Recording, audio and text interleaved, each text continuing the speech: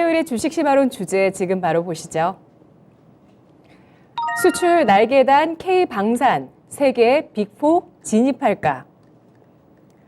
토마토 투자클럽 김형일 전문가입니다. 어서 오십시오. 네, 안녕하세요. 방산주 이야기 해보도록 할 텐데요. 상반기 시장을 주도했던 섹터 요약어로 신조어가 나왔었거든요. 태조 이방원이었습니다. 이 가운데 방이 바로 방산이었는데요. 방산 섹터의 3분기 실적부터 분석해볼까요? 일단 역시나 이제 올해 가장 또 핫한 키워드가 태조 이방원이다라고 볼 수가 있을 것 같습니다. 그러면서 이제 이 방산주가 저는 이제는 완전히 좀 실적의 기초에서 움직이는 종목군들이 됐다라고 보고 있거든요. 때문에 전체적으로 이제 현재 방산주들의 실적에 대해서 한번 이야기를 해보면 좋을 것 같습니다.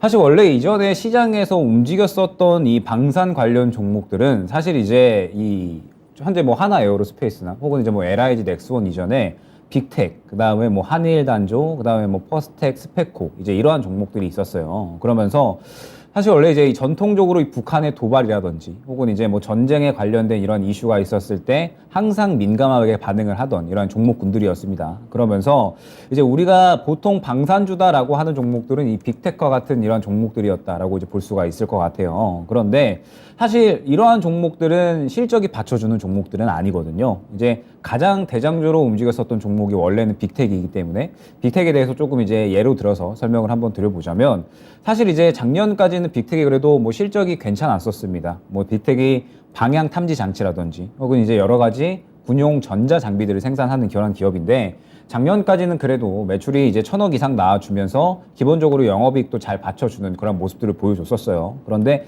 올해에는 매출이 상당히 조금 크게 감소하는 그런 이제 모습을 보였거든요. 그러면서 마찬가지로 영업이익도 상당히 좀 크게 감소하는 그런 이제 모습을 보였고 시총이 채 이제 2,000억이 되지 않는 종목이라 시장에서 항상 움직일 때에도 엄청나게 급등락을 빠르게 반복하는 그런 이제 모습을 많이 보였었던 종목이었습니다. 그런데 이제 올해로 넘어오면서 완전히 이 방산주의 분위기가 바뀌었다라고 이제 봐야 될 것 같아요. 항상 이제 전통적으로 움직이던 뭐 이제 빅텍 혹은 이제 한일 단조, 스페코 같은 이 완전한 테마성으로 움직이던 종목들이 이제 올해 들어서면서 실적을 바탕으로 이제 움직이는 종목들로 완전히 좀 방향이 바뀌게 된 거죠. 그래서 이제 뭐 하나 에어로스페이스나 혹은 이제 뭐 LIG 넥스원, 그 다음에 뭐 한국항공우주, 현대 로텐 등 해서 완전히 실적을 기반으로 하는 종목들이 이제 방산주들의 중심이 되었다라고 볼 수가 있을 것 같습니다. 그래서 이제 먼저 새롭게 대장으로 등극했다고 볼 수가 있는 이제 하나 에어로스페이스를 얘기를 해보자면 매출은 약 한 1조 4천억 정도, 그 다음에 이제 영업이익은 650억 정도 규모를 이제 이번 3분기에 기록을 했습니다. 그러면서 작년과 비교를 해보면 사실 영업이익이나 매출이 상당히 좀 감소를 한 상태예요. 그런데 이제 이 부분에 대해서 왜 영업이익이 좀 감소를 했냐라고 했을 때 자회사의 지출 부분이 상당히 조금 컸었다라고 보시면 됩니다. 그런데 올해 이제 이 4분기에 이 자회사의 수주건들이 본격적으로 좀 실적에 반영이 되기 시작을 하면서 4분기에 상당히 실적이 기대된다라고 이제 어느 정도 좀 기대감을 갖고 있는 그런 상황이에요. 그 다음에 LIG 넥스원 같은 경우 이야기를 해보자면 이번에는 이제 영업이익이 한 583억 정도 나왔습니다. 그러면서 이제 작년 대비 한 64% 정도 이제 증가한 그런 이제 흐름을 보였는데 천궁이나 해군과 같은 아마 이제 사진상으로 좀 많이 보셨을 것 같아요. 이제 이 유도 무기 체계라고 해서 차에 달려 있는 이런 이제 미사일 같은 그런 이제 뭐 무기다라고 이제 보시면 될 것 같은데 이러한 이제 이 기술을 앞세우면서 계속적으로 이 사업을 캐파를 또 확대를 시켜 나가는 그런 흐름들 계속해서 또 유지를 하고 있다라고 봐야 될 것 같습니다.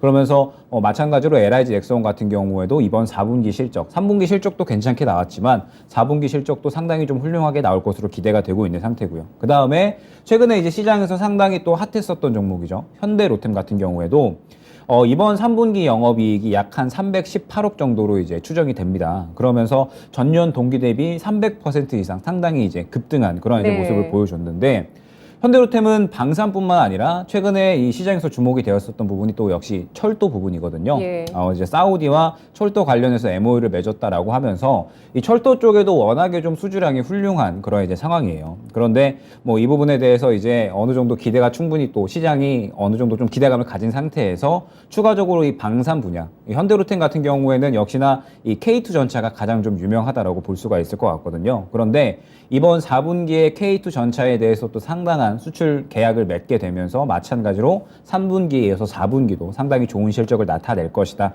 기대가 되고 있는 상황이고, 그 다음에 이제 뭐 한국항공우주 같은 경우에도 마찬가지입니다. 대표적으로 이제 이번에 상당히 주목받았던 전투기가 FA-50이라고 하는 이제 전투기예요. 그러면서 FA-50의 이 수주량이 상당히 확대가 되면서 수주 목표를 또 올해 초과 달성을 한 그런 상태입니다. 그러면서 안정적인 실적을 계속적으로 좀 나타내주고 있다라고 봐야 될 것 같고, 올해 이제 대두됐던 이 방산 관련주들, 이제 하나 에어로스페이스를 필두로 해서 뭐 LIG 넥스원이나 뭐 그다음에 현대로템, 뭐 한국항공우주 등등 해서 전체적으로 완전히 좀 실적을 기반으로 움직이는 종목군들이다라고 이제 봐야 될 것 같아요. 그러면서 원래 기존에는 완전히 좀 테마성의 움직임을 띄었다라고 한다면 네. 이제는 이제 안정적인 실적을 기반으로 움직이는 그러한 어느 정도 상당히 안정적인 흐름의 업종군이 되었다라고 봐야 될 것 같습니다. 네, 방산주가 실적 성장주로 자리매김했습니다. 전반적으로 일단 뭐 대외 변수 차원에서의 움직임도 굉장히 컸죠. 신냉전실외가 도래를 하게 되면서 우리의 K 방산의 수주가 늘어나며 실적의 급성장이 일어났습니다. 현대로템 같은 경우는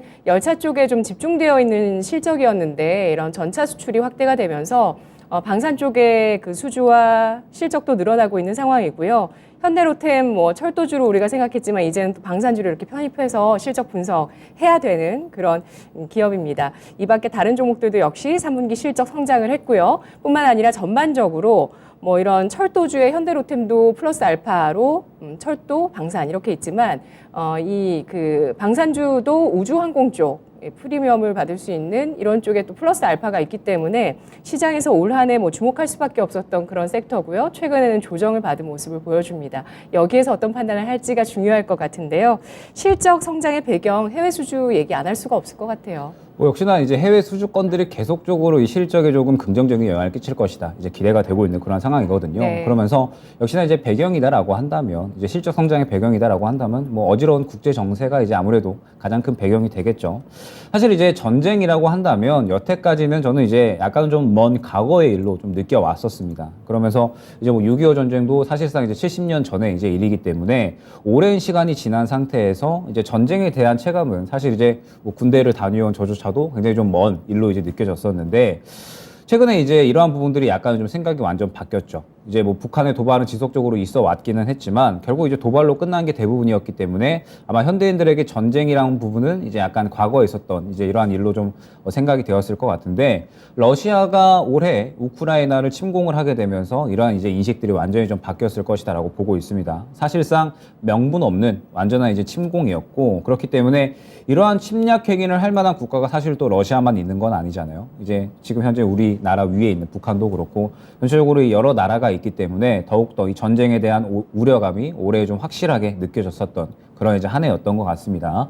그러면서 이제 이러한 우려감들, 전쟁이 더 이상 남일이 아니라 이제 가까운 미래가 될 수 있겠다라고 하는 우려감들이 이제 전 세계에 퍼졌다라고 봐야 될 것 같고, 우리나라야 전 세계 유일한 이제 분단 국가인 만큼 워낙 방산에 대한 성장도는 이제 뛰어났다라고 볼 수가 있었을 것 같아요. 그러면서 이제 기존의 세계 8위 정도의 이러한 이 군사력을 좀 갖고 있었는데, 그러면서 본격적으로 이제 우리나라 방산 기업들이 이러한 성장도를 바탕으로 해서 유럽항으로 본격적인 수출을 좀 이뤄내기 시작을 한 거죠. 그러면서 이제 상당한 실적 성장성을 계속적으로 좀 보여주고 있는데, 사실 이러한 부분들을 봤을 때 과연 러시아와 우크라이나의 전쟁이 끝난다고 해서 이러한 이 우려감들이 조금 끝날까라는 그런 생각을 좀 해봐야 될 필요가 있을 것 같습니다. 이 러시아와 우크라이나 전쟁은 사실상 이제 다윗과 골리앗의 싸움이다라고 여겨졌잖아요. 순식간에 이제 우크라이나가 전쟁에 대해서 이제 패배를 할 것이다라고 이제 여겨졌었는데, 전쟁이 진행되면 될수록 우크라이나가 상당히 좀 분전을 했죠. 그러면서 지금 현재 전쟁을 좀 장기전으로 잘 이끌고 가고 있는 그런 이제 상황이다라고 볼 수가 있을 것 같고, 그런데 여기서 이제 가정을 해봐야 될 부분이 무엇이냐라고 했을 때, 만약에 러시아가 우크라이나를 빠르게 함락을 시켰다라고 이제 가정을 하면, 아마 이제 이 러시아는 이 우크라이나뿐만 아니라 이 전선을 유럽 쪽으로 조금 더 확대시켰을 수 있을 것이다. 이러한 부분들. 그 다음에 이렇게 확전이 되었을 때 지금 현재 이 중국과 대만 그리고 미국을 둘러싸고 있는 군사 충돌 우려감이 계속적으로 좀 커지고 있는 상황이잖아요. 지금 계속해서 이 중국은 대만 침공에 대해서 공공연하게 이야기를 하고 있는 그런 상황이기 때문에 이 군사대국 실현이라는 키워드를 또 계속적으로 정책적으로 실현시키기 위한 이런 행동들을 진행을 하고 있는 상황입니다. 그래서 최근에 이제 이 중국의 시진핑 주석이 3년이면 이제 성공을 했죠. 네. 그러면서 이 부분이 또 굉장히 좀 이례적인 일이다라고 봐주셔야 될 것 같아요. 원래 이제 중국의 이 주석의 임기 기간은 보통 이제 20년까지, 그 다음에 2번까지 연임이 가능한데, 시진핑 주석이 이제 이번에 3년임까지 이제 하게 됐잖아요. 그러면서 완전히 이제 절대 권력을 좀 틀어 잡았다라고 이제 봐야 될 것 같고, 여기서 이제 추가적으로 이 권력을 계속적으로 이어나가기 위해서는 결국에는 명분이 필요하다라고 볼 수가 있을 것 같아요. 3분기까지는 이제 뭐 경제 성장에 대한 부분, 그 다음에 뭐 제로 코로나라는 정책, 이러한 것들이 이제 있었는데, 결국에 추가적인 명분으로 또 부르짖고 있는 것이 이제 이 대만 통일에 대한 부분이거든요. 때문에 중국은 계속적으로 하나의 중국을 외치면서 이런 움직임들을 계속적으로 가져가고 있습니다. 이제 하나 보게 되면 지금 중국의 이 최고 지도부격인 이 상무위원이 있습니다. 이 부분에 이제 뭐 경제나 산업, 그 다음에 뭐 국제 무역 분야보다는 약간 이 군사 전문가 혹은 이제 정치 전문가를 좀 등용을 시켰어요. 이러한 부분 자체가 완전히 이 대만 침공에 대해서 계속적으로 좀 준비를 하고 있는 상태다라고 이제 봐야 될 것 같습니다. 물론 이제 러시아가 우크라이나를 생각보다 좀 빠르게 밀어내지 못하면서 장기전으로 좀 진행이 되고 있고, 그러면서 또 중국 내에서도 이 코로나가 계속적으로 확대가 되고 있기 때문에 지금 현재 이 경제가 정상적으로 돌아가고 있는 상황은 아니잖아요. 때문에 뭐 중국 자체도 상당히 안팎으로 문제가 좀 많이 있기 때문에 지금 현재 이 침공 가능성에 대한 부분은 어느 정도는 조금 해소가 된 그런 상태이기는 하지만, 아직까지 이러한 이 이야기들, 러시아에 대한 부분이라든지 혹은 뭐 중국, 북한 이러한 이야기들은 계속적으로 다뤄질 수밖에 없다라고 보고 있습니다. 그러면서 이제 사람들의 좀 뇌리에 떠오른 것이 이 세계 3차 대전이라는 또 키워드가 또 머리에 떠오를 수밖에 없었겠죠. 그렇기 때문에 이러한 이 전쟁 분위기가 계속적으로 좀 확산이 되면서 아무래도 지금 현재 이 국가 안보에 대한 부분들이 계속적으로 또 인식이 확대가 될 수밖에 없을 것 같고, 그러다 보니까 또 이 K 방산에 대한 매력도가 또 확실하게 있거든요. 때문에 계속적으로 이 실적 성장에 대한 배경은 앞으로도 이 성장에 대해서 또 확실하게 작용을 할 것으로 보여지고 있습니다. 네. 네. 이미 러시아 우크라이나 전쟁이 터졌고, 그리고 또 미중이 대립각을 보이고 있는 상황이기 때문에 긴장감을 놓칠 수 없는 신냉전 시대인 건 분명합니다. 1년 전에 시진핑 국가주석이 딱 1년 전에 했던 말 혹시 기억하실지 모르겠어요. 대만 갖고 불장난하면 타 죽을 것이다. 레드라인 넘지 말라라고 했는데, 결국에는 뭐 러시아가 우크라이나를 공격하긴 했지만 1년 만에 이제 미중 양측의 대면 회담이 있었는데, 역시 레드라인은 대만이라는 점에 대해서 공통의 의견을 교환했습니다. 이거 서로 건드리면 안 된다라고 대립하고 있는 상황이고요. 북한 쪽에서도 이제 뭐 딸을 공개했어요. 예, 둘째 딸을. 네. 최근에 저도 사진을 봤습니다. 예, 네. 공개를 하면서 이 후계 구도를 좀 이어가려는 움직임이 아니냐, 이런 얘기들도 나오고 있는데요. 방산주에 있어서는 어쨌든 긍정적인 업황은 이어지고 있는 상황인데, 4분기도 역시 일제히 양호한 실적이 예상된다고 하더라고요. 수주 현황으로 좀 파악을 해볼까요? 네, 일단 말씀드렸듯이 3분기에도 실적이 좀 잘 나왔는데, 이제 올해 4분기부터 본격적으로 또 이 수주권들을 바탕으로 해서 실적이 또 상당히 잘 나올 것으로 기대가 되고 있는 상황입니다. 그러면서 이제 이 기업별 이 수주 상황을 좀 이야기를 해야 될 것 같아요. 그러면서 이 수주권들을 이야기하려면 역시나 이제 폴란드에 대한 또 이야기를 해야 될 것 같습니다. 최근에 이제 이 폴란드와 탱크, 그다음에 뭐 전투기, 뭐 로켓 발사기 등등 해서 대규모 방산 계약을 좀 지속적으로 이뤄 나가고 있는 상태예요. 그러면서 점차적으로 이 유럽 국가들의 이 K 방산의 영역이 계속적으로 또 확대가 될 것이다, 기대가 되고 있는 그러한 상황인데, 먼저 이제 이 하나 에어로스페이스를 좀 이야기를 해보자면, 지난 이제 8월에 K9 자주포 수출 계약을 이제 약 한 3조 2천억 규모로 진행을 했습니다. 그러면서 이번에 또 추가적으로 이 천무 수출 계약을 또 이뤄내면서 수주권이 이제 8조 원을 넘어섰다라고 이제 봐야 될 것 같고, 그러면서 이제 뭐 이뿐만 아니라 차세대 장갑차죠, 레드백도 이제 계속적으로 수출 협상 진행 중에 있는 그러한 상태입니다. 지금까지 수주도 규모가 상당해요. 규모가 어마어마한데, 예. 사실상 이제 여기에서 더 주목을 해야 될 부분은 이미 이뤄낸 수주권도 훌륭하지만 예. 앞으로의 성장성도 상당히 조금 훌륭하다라고 봐야 될 것 같아요. 그만큼 이제 K 방산에 대한 이 매력도가 좀 높아지고 있는 그런 상황이기 때문에 앞으로 연속적인 이 수주권들, 지금도 대단하지만 더욱더 좀 대단해질 것이다라고 이제 보고 있고, 하나 에어로스페이스 같은 경우도 이러한 이 부분들, 이제 수주권들을 바탕으로 해서 계속적으로 또 4분기에 실적이 좀 좋아질 것이다, 많이 이제 기대가 되고 있는 그런 상황입니다. 그러면서 이제 이 하나 에어로스페이스가 원래는 이제 방산의 대장주로서의 성격을 좀 했다면, 지금 또 추가적으로 새롭게 또 떠오른 종목이 있죠. 현대로템.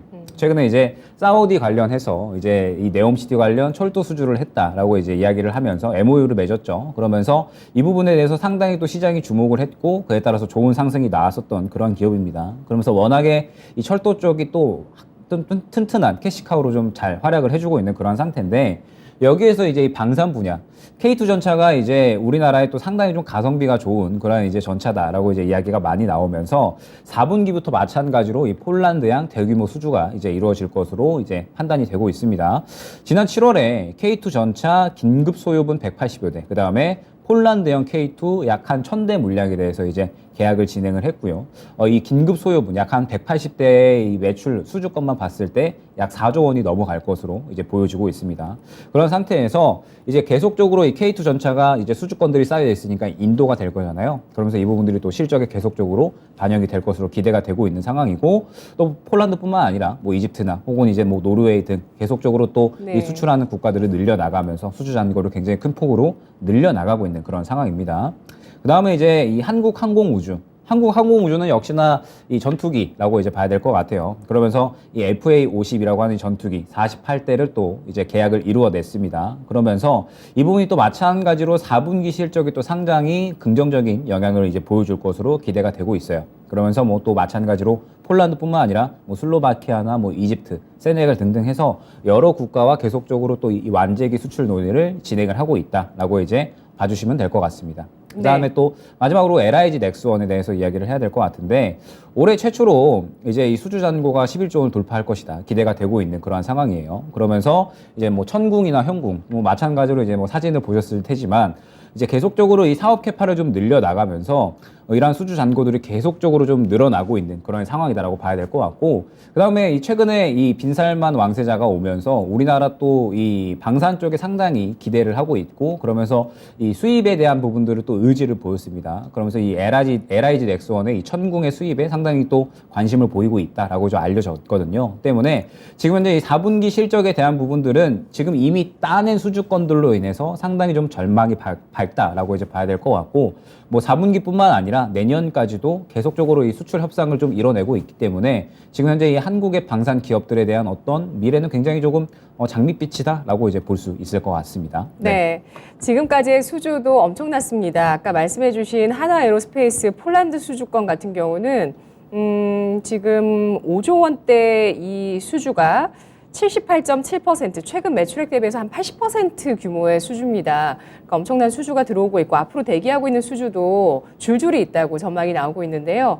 우리나라 방산 기업들이 가성비라는 장점으로 세계 4위권까지 도약할 수 있을지 어떻게 보실까요?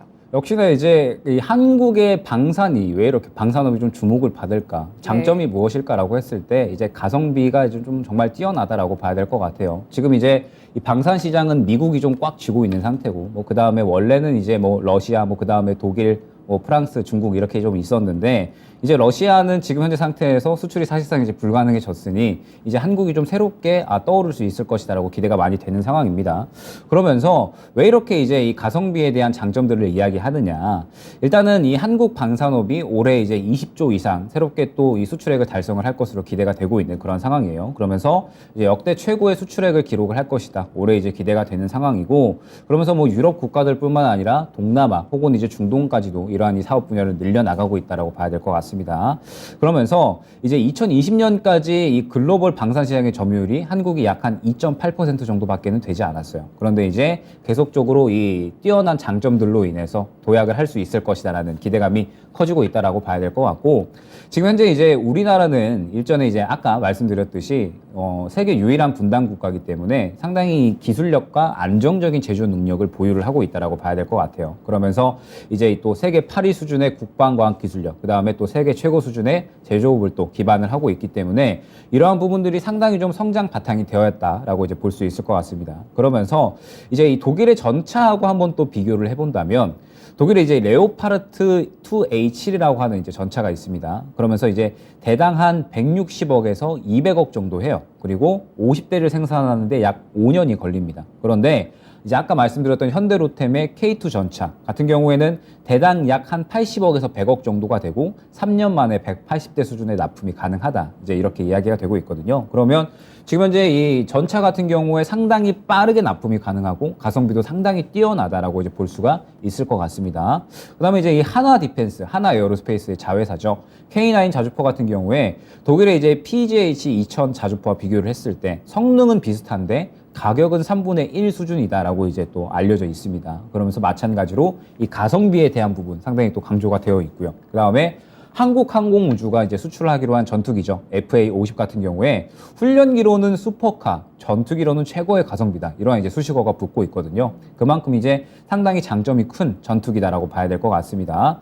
그러면서 이제 이 앞서 말씀드렸던 것처럼 우리나라의 방산업의 장점이 무엇이냐라고 했을 때 역시나 뭐 첫 번째는 가성비다. 가격 경쟁력이 상당히 좀 뛰어나다라고 볼 수가 있을 것 같고 그 다음에 신속하게 대량 납품이 가능하다라는 점. 지금 이제 폴란드의 상황을 보면 폴란드는 좀 빠르게 이 전시 준비를 해야 되는 상황이었거든요. 네. 러시아가 언제 또 우크라이나를 또 밀어내면서 이제 추가적으로 폴란드와 확정이 될 수 있으니까 폴란드는 빠르게 이제 전시 준비를 해야 되는 상황이었습니다. 그런데 미국에서는 이러한 이 빠른 물량을 맞춰줄 수가 없었기 때문에 빠르게 납품이 가능하고 가성비가 좋은 이제 한국을 선택을 했다라고 이제 봐야 될 것 같고 그러다 보니까는 또 이 한국의 장점이 무엇이냐? 이 현지 생산이 또 맞춤형으로 가능하다라는 점. 현지를 기반으로 해서 생산이 가능하기 때문에 또 마찬가지로 이러한 부분이 또 큰 장점으로 어느 정도 작용을 했던 것 같습니다.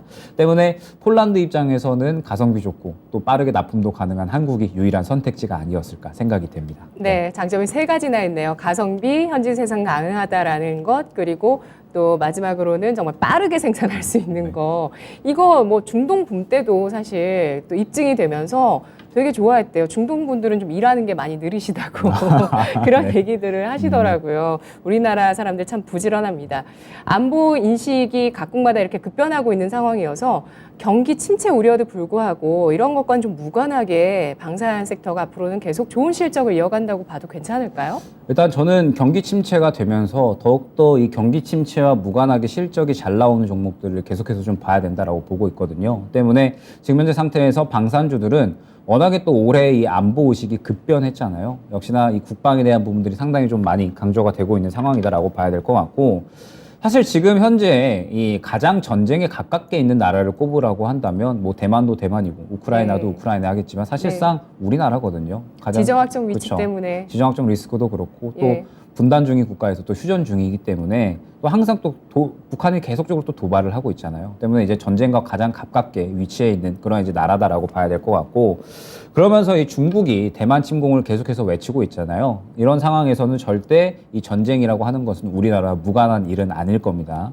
그리고 이제 이러한 부분들은 유럽도 마찬가지라고 이제 봐야 될 것 같아요. 네. 러시아가 이제 언제든지 명분 없는 전쟁을 통해서 무력 침공을 할 수 있다라는 것을 보여줬기 때문에 이제 이 유럽의 이 나토 국가, 나토에 이제 가입되어 있는 이런 국가들은 상당히 또 러시아가 언제든지 침공을 할 수 있구나라는 이제 위기 의식이 상당히 또 형성이 되었다라고 보고 있습니다. 때문에 역시나 이제 가장 이 부분에 적극적인 나라는 이제 앞서 말씀드렸던 폴란드라고 이제 볼 수가 있을 것 같아요. 사실상 이제 나토의 완충지대 역할을 했었던 게 이제 우크라이나였는데 우크라이나가 침공당하게 되면서 바로 또 이 전선에 가장 위협적으로 노출이 되는 나라가 폴란드거든요. 때문에 미국과 영국에 이어서 우크라이나에 또 가장 많은 무기를 지원한 게 폴란드이기도 합니다. 그러면서 폴란드가 내년 국방비 지출을 계속적으로 늘려 나갈 예정에 있어요. 원래는 이제 GDP의 2% 수준이었는데 내년부터는 3% 수준으로 늘려 나가면서 계속적으로 증대해 나갈 것이다. 이제 이야기를 하고 있고 그러면서 또 미국과 전술핵 배치에 대해서도 또 논의를 했습니다. 이처럼 이제 계속적으로 이 안보에 대한 부분들을 준비를 해 나가고 있다라고 이제 봐야 될 것 같고 그 다음에 이제 이러한 긴장감이 사실 폴란드뿐만 아니라 나토 연합 전체적으로 다 퍼졌다라고 이제 봐야 될 것 같아요. 그러면서 이제 유럽 연합 전체적으로 이 국방비를 확대해 나가는 이제 이러한 부분들이 계속적으로 좀 보이고 있다라고 봐야 될 것 같은데 독일은 일단은 이미 올해 6월에 군대 이제 현대화를 위해서 100조 원이 넘는 투자를 좀 진행을 한 상태입니다. 그러면서 이제 해마다 이 GDP의 2%를 국방부로 지출하겠다. 이렇게 또 목표를 이야기를 했고요. 그 다음에 덴마크나 노르웨이 같은 경우에도 최근에 이제 우리나라의 이 K 방산이 또 확대가 되어 가고 있는 그런 나라들입니다. 그러면서 계속적으로 네. 또 무기 수입에 대해서 또 이야기를 많이 해 나가고 있는 상태고 이제 아까 말씀드렸듯이 뭐 유럽뿐만 아니라 지금 현재 뭐 말레이시아나 뭐 중동, 동남아 국가들 이러한 국가들이 또 이 계속적으로 이 국방이라는 키워드 자체가 확대가 되어 가고 있는 그런 상황이기 때문에 새롭게 이 방산 시장의 다크호스로 떠오른 K 방산 같은 경우에는 충분히 또 계속적으로 성장을 해 나갈 수 있을 것으로 보여지고 있습니다. 이미 이제 수주 잔고로 보았을 때 하나 에어로스페이스, 뭐 한국항공우주, 현대로템 다 마찬가지겠지만 내년뿐만 아니라 2024년까지 뭐 전체적으로 수주를 또 해놓은 상태거든요. 때문에 이러한 부분들을 미뤄봤을 때 충분히 안정적인 실적 성장은 가능해 보일 것으로 보여서 앞으로 이 전망은 굉장히 좀 밝다라고 볼 수 있을 것 같아요. 네. 노르웨이 같은 경우도 연말까지 노후 전차를 대체하는 사업을 하게 된다고 합니다. 이 규모가 17억 달러 규모라고 하고요. 전체적으로 이렇게 국방비를 늘려나가는 추세 확인을 했습니다. 빈살만 사우디 왕세자 방한 지난주 있었는데 많은 뭐 놀라운 소식들을 안겼습니다. 생각보다 굉장히 짧고 굵게 방한하고 일본 간다고 했다가 안 갔거든요. 그렇게 되면서 방산 쪽에 중동향 매출에 대한 기대감이 조금씩 실리고 있는데 이거 실체가 있다고 봐도 괜찮을까요? 일단은 주식시장 투자자 입장에서는 이제 뭐 완전 쌀만이 형이죠. 이제 이 쌀만이 형이 오면서 정말 또 주식시장에 큰 영향을 끼치고 있는데 지금 현재 상태에서 여러 가지 종목들이 또 마찬가지로 영향을 많이 보인 상태입니다. 그러면서 이제 방산 섹터로도 이러한 기대감이 좀 옮겨갈 수 있을까라는 이런 이제 인식들이 좀 생긴 것 같아요. 이제 빈살만 왕세자가 오면서 이제 이 사우디 비전 2030이라는 키워드를 제시를 했죠. 그러면서 뭐 에너지, 뭐 수소에 대한 부분, 원전에 대한 부분, 그다음에 뭐 방위 산업, 그다음에 이제 다들 알고 계시는 인프라나 건설, 네옴시티 관련된 부분들 이런 부분들에 이제 비중이 좀 상당히 많이 쏠려 있다라고 봐야 될 것 같습니다. 그러면서 이제 이번 회담을 계기로 해서 정부에서는 사우디 국방 역량 강화를 위해서 이제 하드웨어와 소프트웨어 부분에서 협력을 하겠다. 그러면서 이제 전략 파트너십 위원회를 신설하기로 또 협의를 했다라고 이제 이야기를 했거든요. 그러면서 사우디가 전 세계에서 이 무기 수입 부분에서는 가장 또 무기를 많이 수입하는 나라입니다. 때문에 당연히 이제 이 사우디와 협력하는 부분에 있어서는 이 방산에 대한 어떤 이 업황을 봤을 때 상당히 중요한 부분이다라고 볼 수가 있는데 사우디는 현재 미국에서 무기 수입이 금지가 된 상태입니다. 이거 중요한 이슈일 것 네, 같아요. 미국에서 이제 무기가 수입이 금지가 된 상태이기 때문에 네. 실질적으로 이제 매력적인 선택지를 찾아야 되는 상황이죠. 그런데 지금 러시아에서도 마찬가지로 무기를 수입하기가 안 될 거고 그러면은 지금 현재 상태에서 새롭게 이 가성비라는 키워드를 갖고 떠오르고 있는 다크호스죠. K 방산에 대한 선택지가 상당히 매력적이지 않을까라고 이제 생각이 됩니다. 때문에 지금 현재 상태에서 사우디가 이 관심을 갖고 있는 이제 뭐 LIG 엑소원의 천궁, 그 다음에 뭐 하나 디펜스의 뭐 대공화기, 뭐 BO2 등에 이제 계속적으로 좀 관심을 갖고 있는 것으로 보여지고 있거든요. 때문에 이제 이러한 무기들을 모두 수출해 낼 경우에는 또 7조 원 이상의 수출액을 거둘 수 있을 것이다. 또 기대가 되고 있는 상황입니다. 그러면서 이제 좀 제 개인적인 사견을 한번 또 말씀을 드려보자면 지금 네옴시티 관련된 이슈에서는 이제 이 실질적으로 눈에 보이는 수주권들이 굉장히 좀 중요하다라고 보고 있거든요. 시장에서 그동안 이 기대감이 작용됐었던 그런 이제 기업들이 상당히 많이 있는데 사실 일전에 빈살만 왕세자가 이번뿐만 아니라 2019년에 한번 또 MOU를 맺고 간 적이 있었습니다. 약간 그때는 80조 원 정도의 이제 MOU였고 네. 에너지 그다음에 이제 ICT 부문이었는데 그때도 기대감이 상당히 좀 컸었어요. 그러면서 이제 어느 정도 그게 이거 아닌가요, 혹시? 그때 그 약속한 게 결국에 이번 40조 원이랑 거의 좀 일맥상통하는 거 아닐까요? 그때와는 약간은 좀 궤를 달리해서 이제 궤를 보셔야 달리하나요? 될 게 네. 그때 이제 80조 원 정도의 MOU를 맺었는데 그건 성사가 다 실제로 됐나요? 이행된 게 약 7조 정도밖에 7조 되지가 요? 않아요. 네, 이제 최근에 이제 SO에 관련해서 플랜트 수주 예, 이제 예. 그렇기 때문에 3년이 지났는데 실제 이행된 거는 7조 정도밖에 되지 않는다라고 하면 어느 정도 걸러 들어야 될 필요성은 있다라고 보고 있거든요. 근데 사우디가 2030 세계 엑스포 열려면 네옴시티 해야 되거든요. 네옴시티를 어느 해야 정도는, 되는데 네. 결과적으로 이제 우리나라 기업들이 실질적으로 수주를 따내올 수 있는 그러니까 눈에 보이는 것들이 이제는 중요해진 시기다라고 그쵸. 이제는 판단이 됩니다. 지금 시장에서는 관련된 종목들이 이제 기대감으로 많이 움직였잖아요. 그런데 이제 이런 부분들 수주권들이 눈에 보이는 것들이 좀 중요하다라고 생각이 되고 그러면서 봤을 때 방산 쪽은 가능성이 매우 높다라고 봐야겠죠. 네, 말씀드렸듯이 사우디는 지금 현재 미국에서 무기 수입이 금지되어 있다 보니까 매력적인 선택지가 필요하고 지금 이 가성비라는 키워드만으로 이제 새롭게 또 다크호스로 떠오른 K 방산이 분명히 또 매력적인 선택지는 될 수 있다라고 보고 있습니다. 네, 요즘 같은 때는 국방을 튼튼히 하는 게 가장 우선이기 때문에요. 자, 다음으로는 이제 방산 아이템들 아까 설명해 주신 거 보면은 거의 육상 무기 위주거든요. 아니면은 뭐 상공, 그러니까 하늘과 땅에서 쓸 수 있는 무기 위주인데 바다로도 확대를 한다고요?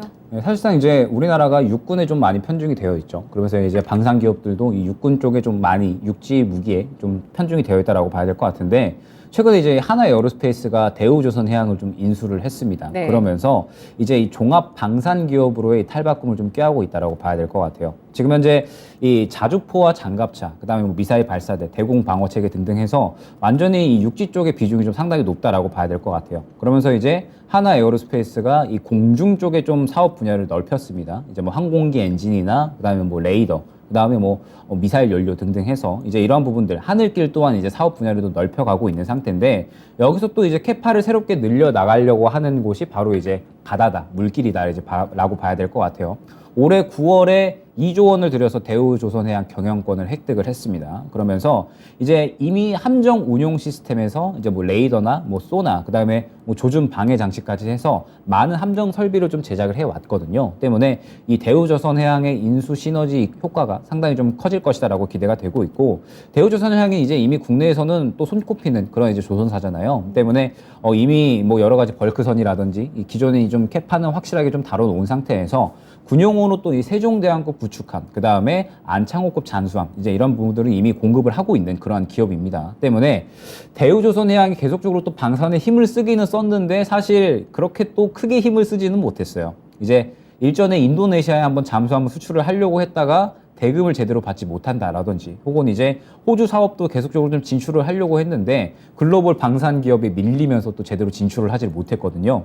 상대적으로 이제 이 함정이라든지 이 바다에 연관되어 있는 이 군용 장비들 자체가 스케일이 좀 상당히 큰 사업이기 때문에 이 지명도나 혹은 이제 그동안의 계약 실적이 상당히 좀 중요한데 대우조선해양은 그렇지를 못했습니다. 그러다 보니까 이 수주권들이 제대로 좀 이루어지지 못했는데 이번에 하나 에어로스페이스와 정상적으로 또 합병을 진행을 하게 되면서 하나 에어로스페이스가 또 워낙에 기존에 또 파트너십을 맺고 있는 그런 기업들이 많기 때문에 대우조선해양과 충분히 또 이 시너지 효과는 상당히 또 커질 것이다라고 이제 보고 있고 하나가 이제 애초에 이 종합 방산 기업이라는 키워드에 굉장히 좀 힘을 많이 쏟았었거든요. 때문에 이러한 부분들로 봤을 때 이 하나 에어로스페이스를 필두로 해서 이 우리나라 방산 기업들이 또 바다까지도 진출을 할 수 있겠다라는 기대감도 커지고 있는 상태인 거죠. 네. 네, 그렇군요. 방산주 2년 연속의 랠리를 달렸습니다. 지난해부터 올해까지 상승을 했고요. 올해 상승률을 보시면 그 방산주 빅3 종목들 60에서 한 100% 가까운 시세 냈다가 조정받았는데요.